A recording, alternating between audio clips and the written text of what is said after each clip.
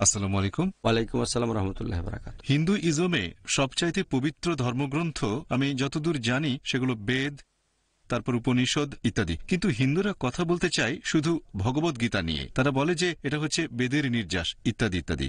আপনার একটা লেকচার হিন্দু ইজমে ঈশ্বরের ধারণা, সেখানে ভগবদ গীতা থেকে মাত্র একটা কি দুইটা উদ্ধৃতি দিয়েছেন। এখন আপনি কি বলবেন কিভাবে তাদের যুক্তি দেখাতে পারি? ভাই প্রশ্ন করলেন যে আমরা জানি যে হিন্দু ধর্মগ্রন্থগুলোর মধ্যে সবচেয়ে পবিত্র ধর্মগ্রন্থ বেদ, তবে হিন্দুরা বলে যে ভগবদ গীতা হচ্ছে বেদের নির্যাস। এটাই বেশি গুরুত্বপূর্ণ। আর আমার লেকচারে গীতা থেকে দু একটা উদ্ধৃতি দিয়েছি, আসলে আরো বেশি উদ্ধৃতি দিয়েছি, তবে তুলনায় বেদের চেয়ে অনেক কম। এখানে ভাই একটা জিনিস খেয়াল রাখবেন, আমি এটা মানি যে হিন্দু ধর্মগ্রন্থের মধ্যে সবচেয়ে বেশি পড়া হয় ভগবদ গীতা। এখন ধরেন আমাদের মুসলিমদের মধ্যে একটা উপদল, তারা অন্য কোনো বইকে বেশি গুরুত্ব দিল কোরআনের চেয়ে। তার মানে এই না যে ওই বইটাই সঠিক। ধরেন কেউ এসে বলল অমুক বইটা লিখেছেন অমুক একজন বিশেষজ্ঞ, মানুষ বইটাকে কোরআনের চেয়ে বেশি গুরুত্ব দেয়। তাদেরকে ভুল প্রমাণ করার জন্য আমি হয়তো সেই বইটাকেই ব্যবহার করতে পারি, তারপরও কোরআন থাকবে সবার উপরে। ধরেন কথা বলছেন সাধারণ মানুষের সাথে যে ধর্ম সম্পর্কে কিছুই জানে না, সে হয়তো বলবে ভগবদ্গীতা সবার উপরে। এখনো দেখবেন, বইয়ের নামটা বলছি না, তবে অনেকেই সেটাকে কোরআনের চেয়ে বেশি গুরুত্ব দেয়। সব মুসলিম না, একটা ছোট উপদল, তারা মানছে কোরআন সবার উপরে, তবে কোরআন পড়ে অর্থগুলো বোঝা খুব কঠিন, সেজন্য তারা একজন বিশেষজ্ঞের লেখা বই পড়ে। ইসলাম ধর্মে সেটার কোনো মূল্য নেই। যদি কোরআনের সাথে মিলে যায় তাহলে মেনে চলবো, যদি না মেনে চলবো না। একইভাবে এখানে হিন্দুইজমের একটা প্রতিষ্ঠান ইসকন, তারা ভগবদ্গীতার উপরে অনেক গুরুত্ব দেয়। অন্যান্য দলও আছে। এই কয়েক সপ্তাহ আগে আমি কলকাতায় ইসকনের শীর্ষস্থানীয় একজনের সাথে কথা বলেছিলাম, সেখানে এই কথাটা বলেছিলাম। তিনিও বললেন আমি একমত, বেদ সবার উপরে। না মেনে উপায় নেই। তিনি জ্ঞানের চর্চা করেন, সাধারণ মানুষ তর্ক করতে পারে। সেই লোকের সাথে অনেক কথা বলেছিলাম, যেহেতু তিনি জানেন তাই আমিও বোঝাতে পেরেছিলাম ধর্মগ্রন্থের প্রধান ভাগ দুটো, শ্রুতি আর স্মৃতি। তিনি বললেন হ্যাঁ ঠিক বলেছেন, শ্রুতিকে বলা হয় ঈশ্বরের বাণী আর স্মৃতি হচ্ছে মানুষের লেখা। উনি বললেন হ্যাঁ। এখন মহাভারত কি শ্রুতি না স্মৃতি? উনি বললেন স্মৃতি। স্মৃতি মানে যে কথাগুলো মানুষ লিখেছে। ভগবদ্গীতা কারো অংশ? মহাভারত ভীষ্ম পর্ব 18 অধ্যায়, অধ্যায় 25 থেকে 42 আমরা সেটা জানি। তখন সেই লোক অনেকখানি ফাঁদে আটকা পড়েছে। না, এটা তো আসলে, তাহলে যারা জ্ঞানী তারা কিন্তু জানে। এখন কেউ হয়তো কোনো ভুল কাজ করেছে, আমি আমার সিদ্ধান্তের পক্ষে কিছু উদ্ধৃতি দিচ্ছি, তারপরও আমার মূল লক্ষ্য সবার উপরে। ধরেন আগামীকাল ইসলামের বিরুদ্ধে যুক্তি দিতে গিয়ে কেউ বলল সালমান রুশদি একটা বই লিখেছেন, আর সে বলল এই বইটা আসলেই খুবই ভালো, সালমান রুশদির এই বই দিয়ে ইসলামকে ভুল প্রমাণ করবে। বিশ্বাস করবেন সালমান রুশদির সেই বইটাকে? অথবা যে কোনো বই লিখেছেন কোনো বিশেষজ্ঞ, সেই বিশেষজ্ঞ ভুল করতে পারেন। এখন মুসলিম কোনো বিশেষজ্ঞ ভুল করলে তার মানে এই না যে ইসলাম ধর্ম ভুল, ঠিক? তাহলে কৌশলের ভিত্তি হবে 1 নম্বর গ্রন্থ, পাশাপাশি অন্যান্য গ্রন্থও কাজে লাগাতে পারেন যদি প্রমাণ করার ক্ষেত্রে প্রয়োজন হয়। সেজন্য আমার লেকচারে বেদকে সর্বোচ্চ গুরুত্ব দিয়েছি। এর পাশাপাশি ভগবদ্গীতা থেকে উদ্ধৃতি দিয়েছি। এগুলো হচ্ছে যুদ্ধের ময়দানে অর্জুনকে বলা শ্রীকৃষ্ণের উপদেশ, এটাই গীতা। জিহাদের প্রসঙ্গ আসলে বেদের চেয়ে গীতার উদ্ধৃতি বেশি দিয়েছি, যদিও বেদেও জিহাদের ব্যাপারে বলা হয়েছে, বুঝলেন? সেখানে অনেকগুলো উদ্ধৃতি দিয়েছি, মাত্র 2-3টা না। জিহাদ প্রসঙ্গে শুধু ভগবদ্গীতা থেকে আমি 20-30টার মতো উদ্ধৃতি দিয়েছি। কতগুলো? 2-3টা না, কতগুলো? 20-30টা।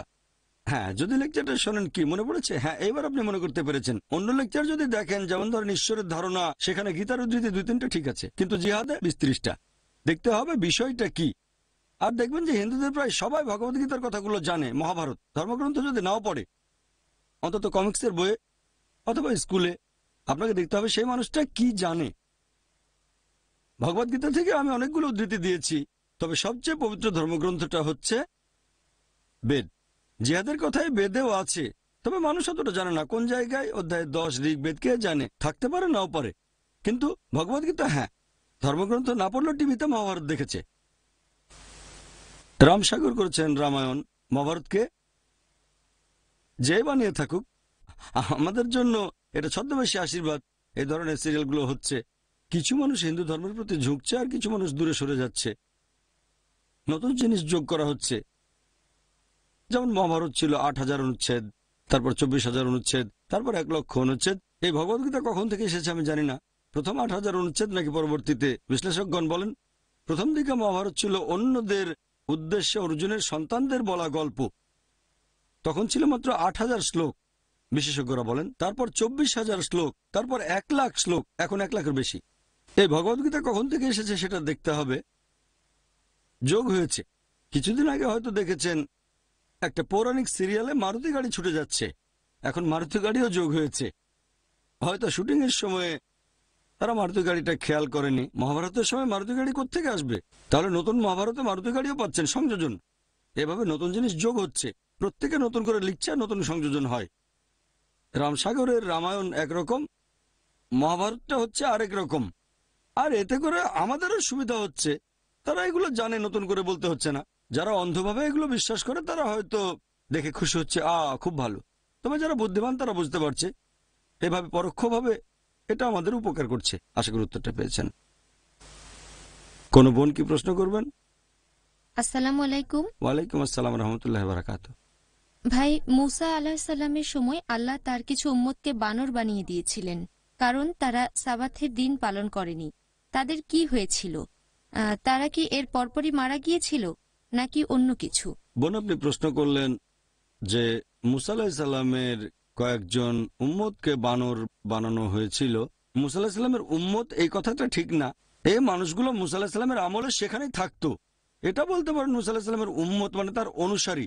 আমি জানি না এইভাবে বলা যায় কিনা, তবে হ্যাঁ, পবিত্র কোরআন বলছে যে মুসা আলাইহিস সালামের সময় কিছু মানুষ সাবাথের দিনের নিয়মটা পালন করেনি।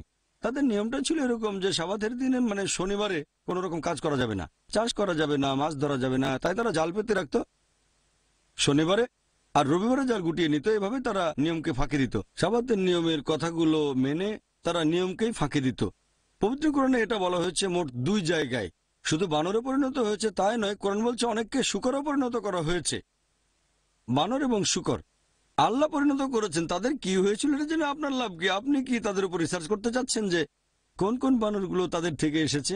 বানর আর শূকর হয়েছে, ব্যাস। তারপর কি হলো সে ব্যাপারে আমার আগ্রহ নেই। পবিত্র কোরআন বলছে, আমি বিশ্বাস করেছি তারা হয়েছে বানর এবং শূকর।